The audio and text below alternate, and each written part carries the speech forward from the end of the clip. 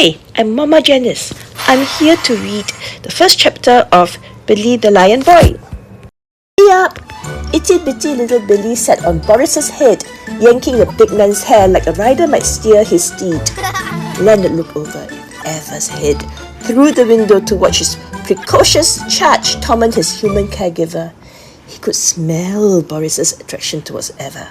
It was so obvious. Why couldn't she see it? Unlike Jayden, Boris was a mortal. Eva was mortal too. Human mortals were supposed to be fruitful and multiply, so Boris could be Eva's mate. Yow! Boris yelled. Billy laughed, his footsteps pitter-pattering away as the boy disappeared from Leonard's line of sight. How's your sleep? Eva asked. Shrugging, Leonard turned his attention towards his therapist. While he could understand human tongue, he couldn't speak it. Raising his paw to his mouth, he growled in his universal translator paw glove. I still get nightmares, he growled. Tell me about them. Eva's voice soothed his frazzled nerves.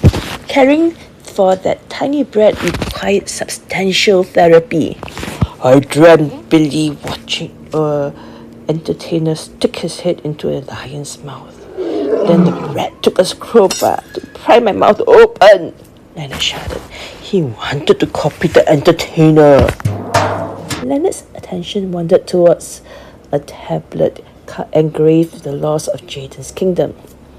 After the 10 Commandments, an 11th law had been put in place to protect lions from future trauma. Thou shalt not stick your head into a lion's mouth. Neo's drones were programmed to enforce that law. If anyone were to attempt such a stunt, he would get tasered. Eva ran her hand through Leonard's hair, stroking the stress away. You know that can never happen in this kingdom? I know, but the dreams don't, murmured the lion. The door flung open. Boris charged in, his face drained of colour. Billy's gone! Where did you last see him? Eva asked the flustered giant. He was bouncing on my head, Boris frowned. Then he was gone! Leonard stalked out of the office, sniffing the air to pick Billy's trail. The lion huffed, lifting his head towards an open vent. Not again, moaned Boris. Where do you think he ran? A series of rumbles and feline eyes conveyed Leonard's efforts to tell them his suspicions. Use the translator Leo gave you, said May. But Billy's petite female human caregiver. We can't understand a word of what you're saying. Fine. The lion shoved into his paw glove. He's gone into that vent. Boris stuck his head into the hole. Not there. Careful. Eva tapped his arm. The last time you got stuck in a vent, we had to... Billy jumped out of his hiding place to poke fun at me. Boris cut her short. That's the fastest way to flush him out. Humans. Leonard gave the lion's equivalent of a shrug. Knowing that child, he used that vent to get out of here. Can you track him? May trailed behind Leonard as he walked out of the house.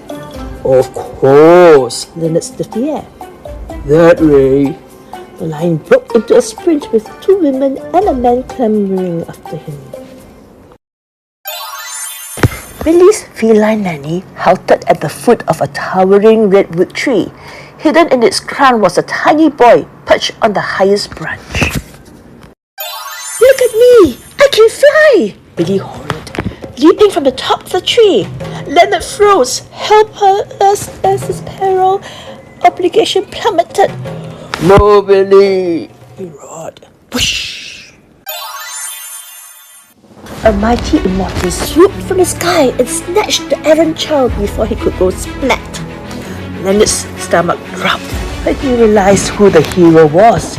King Jayden! You have one responsibility. Jayden's eyes bored through Leonard. Billy's well-being. Yes, sir. Leonard stared at the ground, ashamed. It wasn't fair. The humans were responsible for Billy too. It was Boris who lost Billy. So why did the lion get all the blame? It's outright discrimination. Look, Leonard. Jayden stroked Leonard's face. You are Billy's protector. One day, the boy must leave to find his path. You will play an important part in fulfilling his destiny. As for you, young man, Jayden's voice softened when his gaze fell on the wide-eyed boy. What did you think you were doing? I wanted to fly, like you. The child employed the full force of his irresistible, angelic eyes on Jayden. The king melted like ice cream on a hot summer's day. Billy, Jayden sighed, you are mortal. Mortals cannot fly. My parents are immortals, Billy pouted. Why can't I be one too? They were martyred for resisting the beast. They died and were resurrected, given immortal bodies, Jayden explained. So if I fall and die, do I become an immortal too? Billy grinned.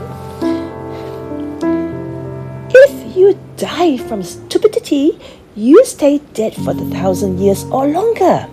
Then you have to give an account for your idiocy at the Great White Throne Judgment, May interjected, taking the child from the immortal king. No fair! Billy crossed his arms.